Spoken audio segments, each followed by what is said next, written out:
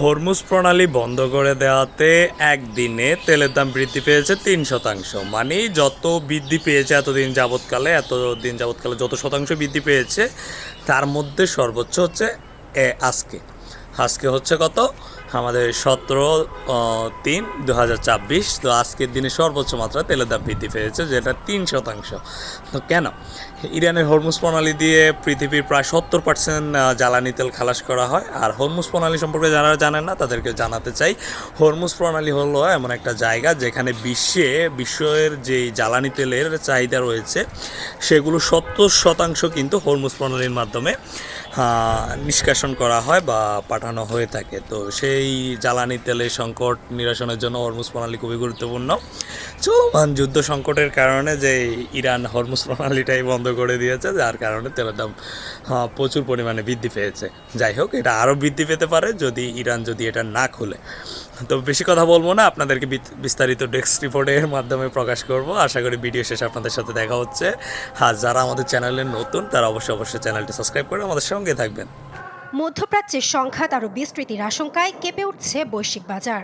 Israel লেবাননে হামলা চালানোর পর ইরান ইসরায়েল উপসাগরীয় দেশগুলো এবং সাইপ্রাসে ব্রিটিশ সামরিক ঘাঁটিতে ক্ষেপণাস্ত্র ও ড্রোন হামলা করেছে। মার্কিন প্রেসিডেন্ট ডোনাল্ড ট্রাম্প জানিয়েছেন, ইরানের বিরুদ্ধে সামরিক অভিযান আরও 4 থেকে 5 সপ্তাহ পর্যন্ত চলতে পারে। এই সংঘাতের সবচেয়ে বড় ধাক্কা লেগেছে জ্বালানি বাজারে।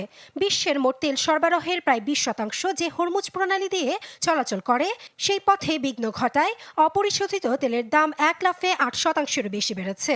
একই সাথে কাতার তরলীকৃত প্রাকৃতিক গ্যাস বা এলএনজি উৎপাদন বন্ধ করে দেওয়ায় গ্যাসের বাজারেও আগুন লেগেছে। কাতার একাই বিশ্বের মোট এলএনজি সরবরাহের 20% উৎপাদন করে থাকে।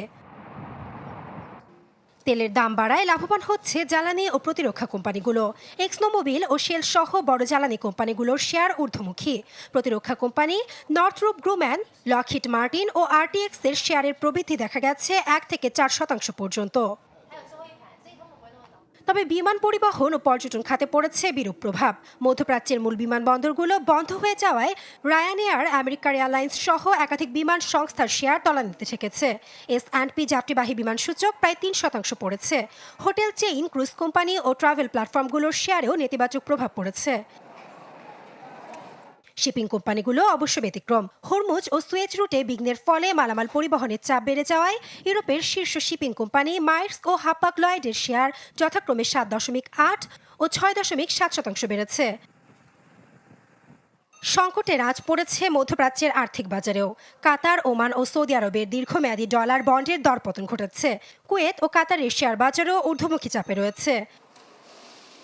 নিরাপদ বিনিয়োগের খোঁজে বিনিয়োগকারীরা ঝুঁকছেন সোনার দিকে, ফলে স্বর্ণের দাম চড়েছে। মার্কিন ডলার সূচকও 0.6% বেড়েছে।